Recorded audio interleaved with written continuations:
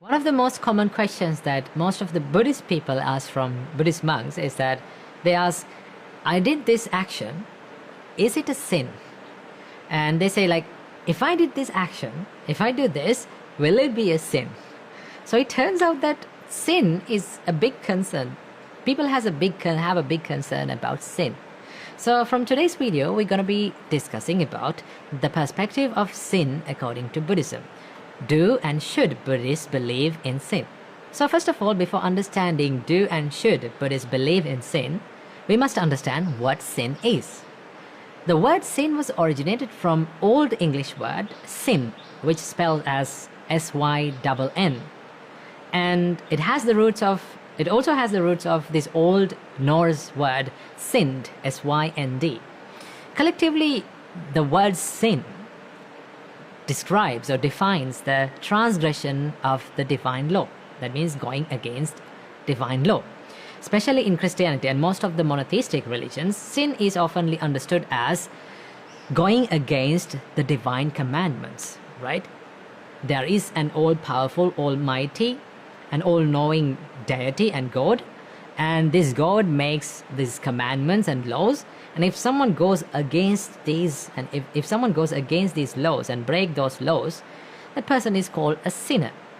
And the people who commit sins, right, the people who do sins, they will be punished by the Almighty God, right? That is the common framework of sin according to the monotheistic religions. Now let's turn into the Buddhism, the perspective about sin according to Buddhism. Well, in Buddhism, the word sin is not used. There is no any place that Buddha used the word sin, because sin requires an all-powerful, almighty deity, right?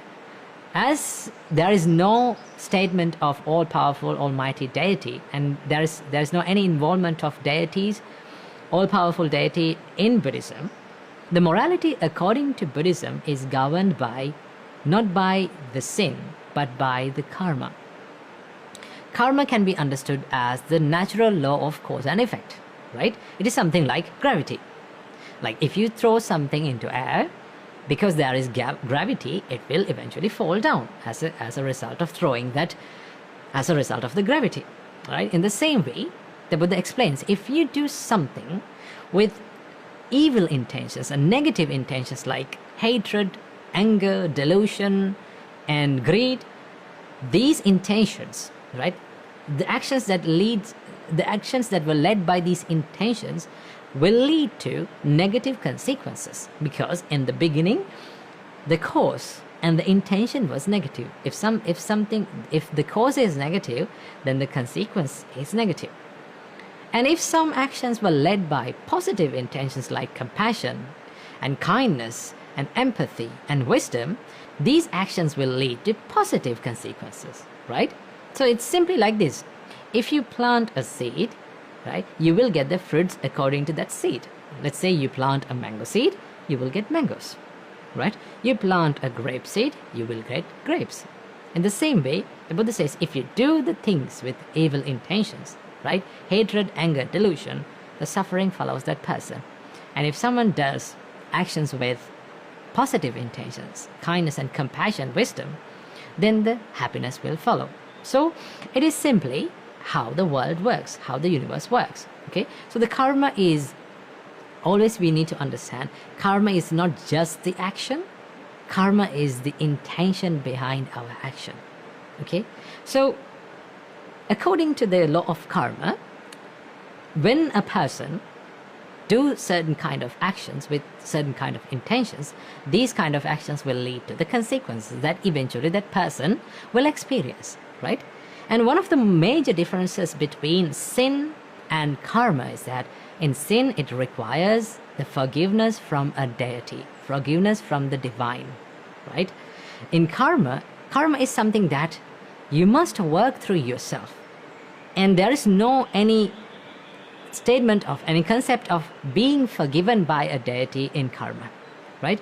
Instead, you must take the responsibility of your own actions, and you must work through yourself and change your behavior.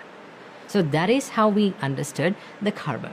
So then you may ask, well, the word sin applies to Buddhism. In the sense of this monotheistic religious meaning, it does not apply.